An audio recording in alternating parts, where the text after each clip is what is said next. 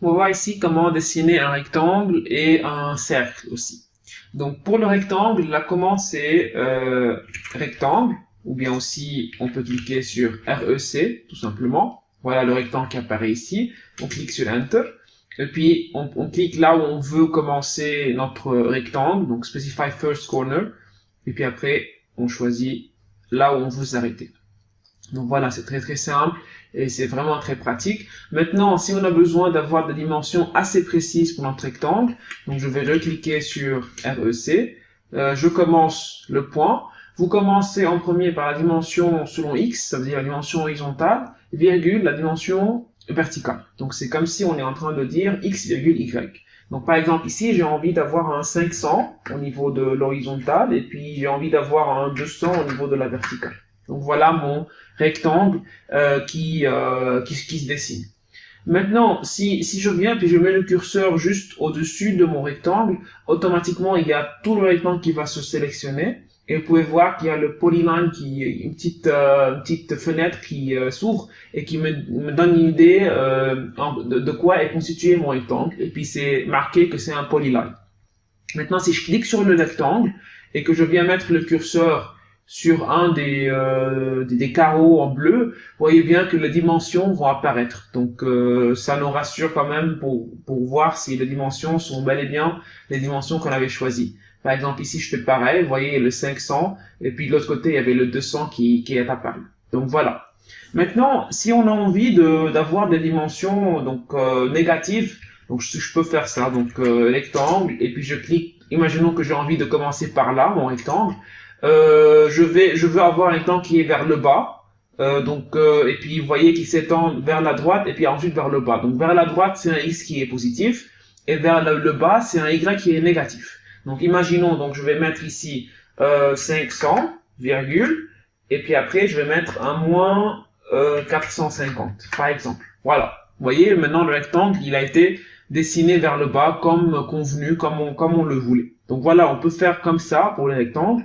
On choisit nous-mêmes les coordonnées, donc les dimensions qui sont les X et les Y, ça veut dire les dimensions horizontales et verticales. Si on vient sélectionner le rectangle et puis on met le curseur sur un des coins, on peut voir les dimensions. Et puis sinon, si on ne sélectionne pas mais on met uniquement le curseur sur le rectangle, on pourra voir les caractéristiques, entre guillemets des caractéristiques. On pourra voir que c'est, par exemple ici, c'est un polyline et que c'est un objet entier. Les 4 côtés ont été sélectionnés, non pas, c'est pas une ligne. Chaque côté n'est pas séparé de l'autre. Donc voilà. Voilà pour les rectangles. Maintenant, si on regarde comment on peut dessiner un cercle, pour un cercle, on va devoir choisir la commande Circle ou bien on clique sur C, on l'a déjà vu d'ailleurs, donc C, Enter. Et vous voyez bien ici qu'on a plusieurs options. On a soit 3P, soit 2P, soit TTR. Donc, c'est écrit d'ailleurs ici, c'est Tangent, Tangent, Radius. Donc, on va voir ces trois options-là. Et puis, au cas où je ne choisis pas une des trois options-là, ça veut dire que là, il me dit que Specify Center Point pour Circle, je commence par ça, ou bien je clique sur une des trois options-là. En premier, je vais vous montrer comment on fait avec la première option, et puis après, je vais voir les trois options qui sont ici. Donc, je vais spécifier le Center Point, ici. Voilà, maintenant, il me dit Specify Radius of Circle, or, vous voyez, dans les accolades, il y a Diameter. Donc, je peux venir cliquer sur D, Enter, et là je spécifie le diamètre et non pas le rayon. Donc le diamètre, ça va être, imaginons un 500, voilà mon cercle. Maintenant, si je viens et je le sélectionne et je mets le curseur sur un des carrés bleus, vous voyez bien qu'on a un 250 qui est le rayon, parce que moi je vais choisir de mettre un diamètre de 500, donc c'est la moitié. Donc voilà pour la première option. Deuxième option, je vais recliquer sur Circle. Il y a 3P. 3P, c'est pour 3 points. Ça veut dire que je choisis que mon cercle doit passer par 3 points. 2P, je choisis que mon cercle doit passer par 2 points. Et normalement, 2P, c'est équivalent à dire que ce sont les deux points qui sont opposés. Donc, diamétralement opposés, c'est le diamètre, en fait. Et le TTR, on va voir ça. Donc, on choisit deux points tangents à deux lignes. Et puis la troisième chose, c'est de spécifier le rayon.